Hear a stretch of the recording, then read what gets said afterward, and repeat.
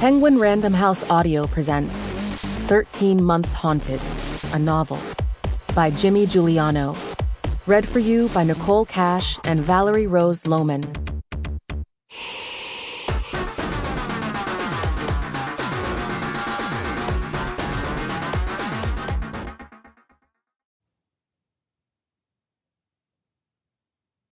I live on the corner of a dead-end street and the end of the world.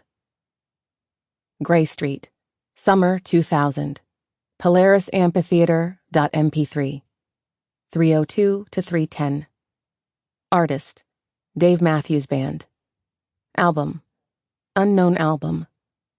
Location, C, Downloads, Napster.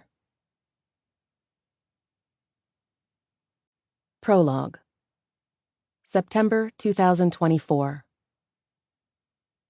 Piper Lowery Palmer was the most notorious member of the family, although Anders had scarcely heard of her before the wedding. She was his third cousin, and he could remember her name coming up at previous family gatherings. According to an aunt at a Christmas party one year, she was also a bit of a recluse, living somewhere in Iowa with the cows. Of course, Piper wasn't there to clarify.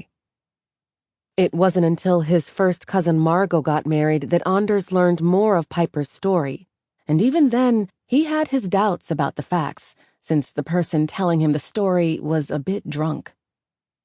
"Way out there in Iowa," his Uncle Al said, waving his hand in the air for emphasis. He smelled of a freshly smoked cigar. "She lives with her husband, I think. Can't remember his name. She had that thing a while back with the ghost business." "Ghost business?" Anders asked. "Best of my knowledge. Why were we talking about her again?" "You brought her up." "I did?" "Yeah." "Why did I do that?" "We were talking about my thesis." "Ah, that's right. You're writing a college thesis? You don't look a day over 15. Uncle Al laughed heartily, turning toward the bartender. It wasn't the first time Anders had heard a similar comment about his looks, and being seated at the kids' table didn't help his case either. He looked over at his primarily preteen nieces and nephews, dressed impeccably in junior-sized suits and Etsy-bought dresses, each child glued to their phone.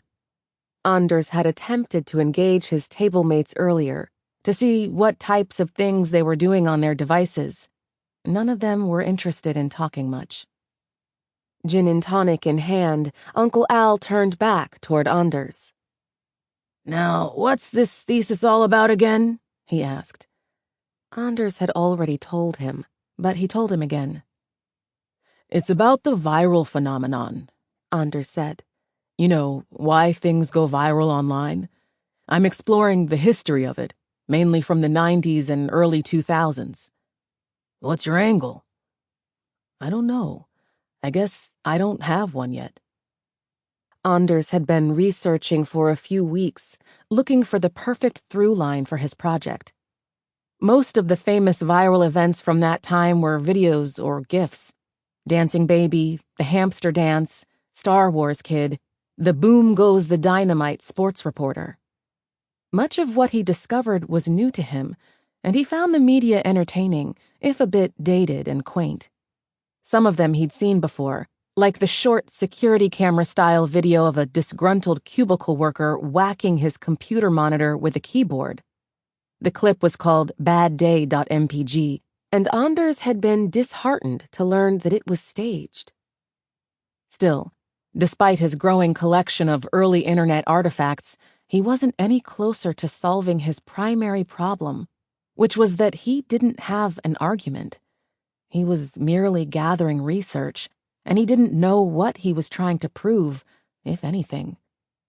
His faculty advisor in the history department expected an update soon, and Anders didn't really have one.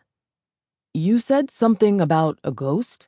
Anders asked Uncle Al, clinging to the most interesting thing the intoxicated relative had mentioned. In his research, he had come across a few famous email chain letters that revolved around the paranormal, as well as a handful of jump scare videos that had made the rounds. Maybe this was in that ballpark. Well, sure, yeah, his uncle replied. You don't know the story? Anders shook his head. And it went viral? Sure did. That's what made Piper so famous. That was up in... Now, what's the name of that town up north where all that stuff happened? Clover Creek, that's the one. Bunch of crazies descended on the town. It was chaos. A ghost? There an echo in this place? Go on now, look it up. Anders retreated to his table in the corner of the banquet room, excited by the fresh possibilities. He took a seat in his chair, and soon his face was aglow with the light of a screen, just like the kids around him. His giddiness quickly turned to disappointment. He figured searching for Piper online would be a slam dunk, but there was nothing. Anders then searched for Clover Creek, and he had to scroll a bit until he found it. It didn't seem like viral content at all. Just a couple of short blurbs about handfuls of paranormal enthusiasts converging on the town in the year 2000, tipped off by blog posts on the internet. Piper's name was not mentioned, and Anders wondered if this was the incident Uncle Al was referring to. He figured it had to be. That's when his epiphany struck, as he stared down at his phone, Sister Sledge's "We Are Family" blaring from the speakers that flanked the DJ booth. Active viral content, Anders thought. Most viral media seemed to be passively shared, and that was that. But what about something viral that triggers a form of behavior other than resharing online? Like ghost hunters assembling in a town after reading blog posts. Anders still didn't know what this was. The articles were short on details, and they didn't even contain the blog posts they mentioned. He wasn't sure of Piper's involvement, and he didn't know how to get in touch with her, if what had happened up in Clover Creek was the result of anything even approximating the word viral. But he smiled, satisfied. He might have something. Anders had been on the road for hours and seen plenty of cows. Cornfields, too, as expected. He passed through the town of Clear Lake, the site of the plane crash that killed Buddy Holly, and music, too, apparently, if the Don McLean song American Pie was to be taken literally. Not much longer until he'd arrive in Messervy, the home of the mysterious Piper Lowery Palmer. She'd been gracious enough to invite Anders to her home to speak. Days earlier, Anders had texted with her husband, Robbie. Piper didn't have a phone, Anders learned, and he'd arranged everything. Anders was surprised she'd agreed to the interview request. It was sometimes challenging to read between the lines of text messages, and Anders initially got the distinct impression that Piper wasn't interested in talking. But he tried his best to convince her, texting that he would be forever grateful and playing up his familial connection. Whatever he did, it worked, although he was surprised that she didn't want to just do the interview over the phone. Well, her husband's phone. Anders was happy to make the drive, though. He felt it added legitimacy to his thesis investigation, and the history department had agreed to cover his travel expenses. Those expenses did not include the 6-pack of beer Anders purchased at a gas station after filling up his Hyundai, but when it didn't show up as a line item on his receipt, he planned to submit it to the university anyway. He figured it was well earned. Anders arrived at Piper's black and white farmhouse in the late afternoon. There was a silo and a couple of barns. A stream meandered off to the east, and Anders had to slow to allow a handful of chickens to cross in front of his car as he headed up the long gravel driveway.